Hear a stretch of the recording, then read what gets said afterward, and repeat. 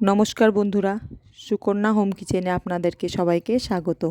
এই পিঠেগুলি 7 থেকে 8 দিন সংরক্ষণ করে রেখে খাওয়া যায়। কিভাবে বানাচ্ছি অবশ্যই আপনাদের সঙ্গে শেয়ার করব।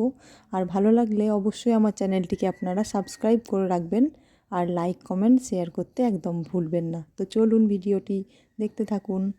এখানে আমি ছোটো বাটির 1 বাটি মতন ময়দা দিয়ে নিচ্ছি আর দিয়ে নিচ্ছি 2 চামচ মতন সুজি, 1.5 চামচ মতন রিফাইন অয়েল। এই সমস্ত উপকরণগুলিকে আমি একে অপরের সঙ্গে খুব ভালোভাবে মিশিয়ে নিচ্ছি। তেলটা ময়দার সঙ্গে মিশেছে কি না সেটা বোঝার উপায় হচ্ছে কিছুটা ময়দা হাতে নিয়ে দেখতে পাবেন হালকা করে চাপ দিলেই একটা দলা পাকিয়ে আসছে।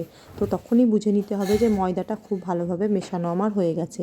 এই পর্যায়ে এসে আমি অল্প অল্প করে এবারে জল দেব আর একটা ডো তৈরি করে নিচ্ছি। এই পিঠেগুলো বানানোর সময় 3টে জিনিস খেয়াল রাখতে হবে।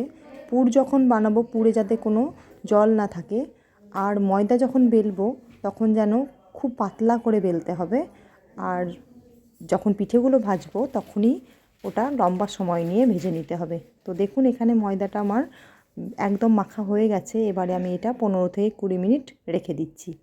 এখানে আমি পুর বানিয়ে নেব। তো পুর বানানোর জন্য নারকেলটা কুড়ে রেখেছিলাম, তো এখানে আমি কিছুক্ষণ নেড়ে নিলাম। নেড়ে নিয়ে গ্রেট করে রাখা গুড় আমি দিয়ে দিচ্ছি। এখানে আমি 150 গ্রাম গুড় ব্যবহার করেছি। এটাকে আমি খুব ভালোভাবে মিশিয়ে নিচ্ছি। এটা আমার খুব ভালোভাবে মেশানো হয়ে গেছে। এবারে আমি এখানে 2 চামচ মতন চিনির গুঁড়ো ব্যবহার করলাম। আপনারা চাইলে এখানে গোটা চিনিও ব্যবহার করতে পারেন। তো চিনিটাকে আমার মেশানো হয়ে গেছে। এবারে আমি এখানে দিয়ে নিচ্ছি 2 চামচ মতন গুঁড়ো দুধ।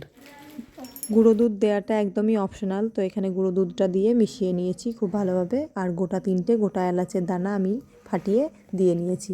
কিছুক্ষণ পরে পুরটা আমার একদম রেডি হয়ে গেছে। আমি ঠান্ডা করতে দিয়ে নিচ্ছি। ঠান্ডা করতে দিয়ে আমি পুর বানিয়ে নিচ্ছি।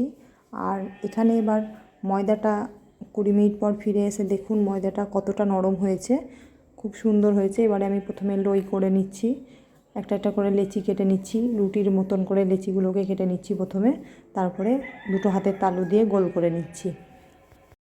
এখানে লইগুলো করা হয়ে গেছে। এবারে একটা চাকতির ওপরে অল্প কিছু ময়দা ওপর থেকে ছড়িয়ে নিয়ে একটা লেচিকে গোল করে রুটির আকারে করে নিচ্ছি।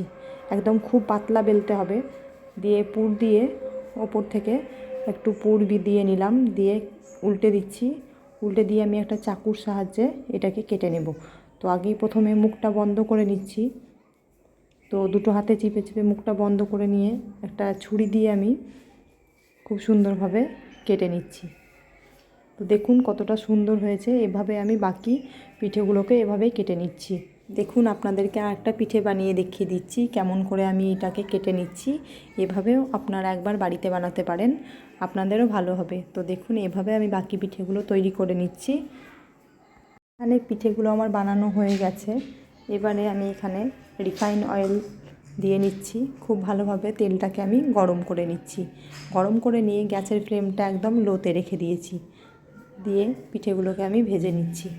গোল্ডেন ব্রাউন কালার হলেই আমি এটাকে তুলে নেব। এখানে গ্যাসের ফ্লেম একদম লোতেই রাখতে হবে। বাড়িয়ে দিলে আবার হয়তো ভেতরটা কাঁচা থেকে যাবে, ওপরটা লাল হয়ে যাবে। তো সেই জন্য গ্যাসের ফ্লেমটা একদম লো রেখে ভেজে নিতে হবে। কিছুক্ষণ উল্টে পাল্টে আমি একটা গোল্ডেন ব্রাউন কালার চলে আসবে তখনই আমি তুলে নেব। তো খুব সুন্দর একটা কালার চলে এসছে, দেখতেই পাচ্ছেন। তো এবারে আমি পিঠেগুলোকে তুলে নিচ্ছি, দিয়ে বাকি পিঠেগুলো আমি ভেজে নিচ্ছি। নারকেলের এই ভাজা পিঠেগুলো খুব সুন্দর মুচমুচেও হয় এবং 7 থেকে 8 দিন সংরক্ষণ করে খাওয়াও যায়। বাকি পিঠেগুলো ভেজে নিচ্ছি। তো দেখতেই পাচ্ছেন বাকি পিঠেগুলো ভাজা হয়ে গেছে, কতটা সুন্দর হয়েছে এবং মুচমুচেও হয়েছে। অবশ্যই আপনারা বাড়িতে বানাবেন একবার। ভালো লাগলে লাইক কমেন্ট শেয়ার করবেন, আমার চ্যানেলটিকে সাবস্ক্রাইব করে রাখবেন। দেখা হবে আবার নতুন কোনো ভিডিওতে। ভালো থাকবেন, সুস্থ থাকবেন। ধন্যবাদ।